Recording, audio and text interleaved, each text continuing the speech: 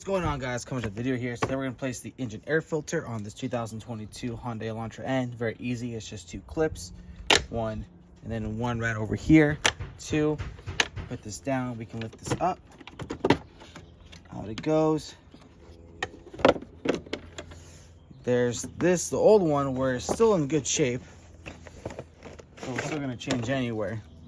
And as you can see, somewhat of a difference. Nothing too crazy, but person wants to have. So actually, I'll put in the new one. These are actually, the new one is the wrong size, so that's why you always want to check your sizing before you do any part changes. So either way, you're going to return this one, but put the original one back in the way you took it out. Same way you put it in. Just line this up, make sure those two hinges in the back connect as well. So this might take a little bit of play, as you can see there, just like that. It's in, hold it down, and then we can clamp it on. And then boom. So that's all straight. It's in. You can clamp that on, and then clamp this one down.